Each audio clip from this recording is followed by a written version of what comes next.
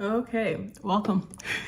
This video is for every single person who has ever asked me, how did your hair get so long when you got braids? I'm taking my braids out and I just remembered, and I'll just do one on the video as to how I take out my braids, okay?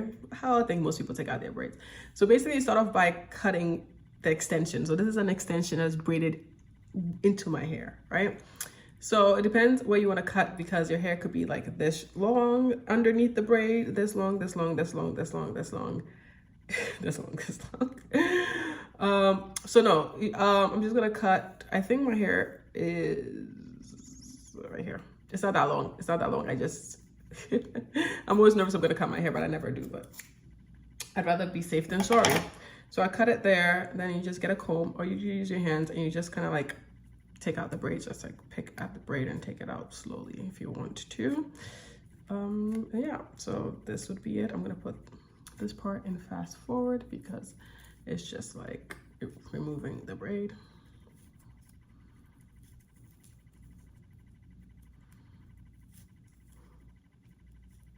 Maybe I'll just leave it. What do you want to talk about? What do you want to talk about? Let's talk about it. Okay, so I've had these braids in for about a month and a half. It got really frizzy because I was jumping into the ocean with them. That's the reason I got it. I got it for my birthday at the end of April to go to the Philippines and then to go to South Korea. In the Philippines, I was definitely somewhere jumping in the ocean, I believe. Oh yeah, I was jumping into the ocean.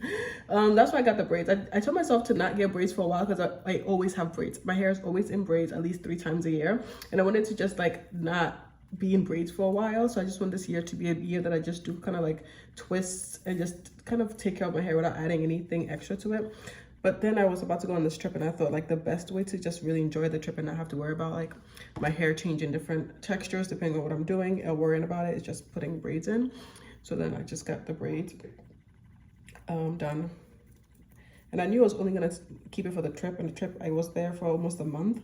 So now I'm back and I don't need the braids anymore. So this is kind of like the hair out. Then you get the other one. I mean, usually most people just like cut it to whatever length they want it already. But for me personally, I like to do it individually because it's just satisfying that way.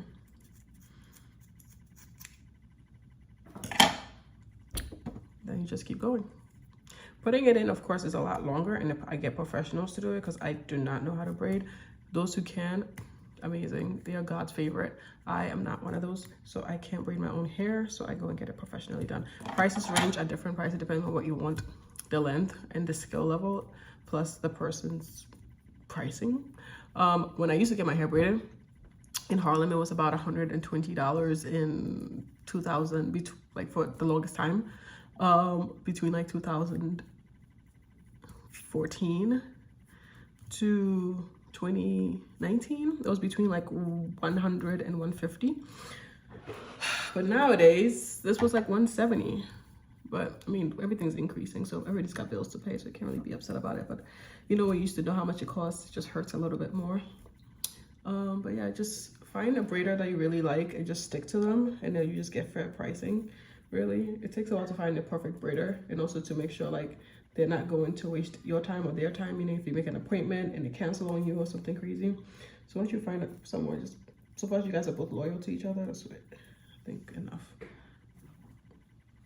So like you just keep going, and now you finish all your braids, and that's how you take out your braids. I hope this was helpful. I have quite a lot to go, but yeah, come back for anything else. If I'm missing anything, let me know.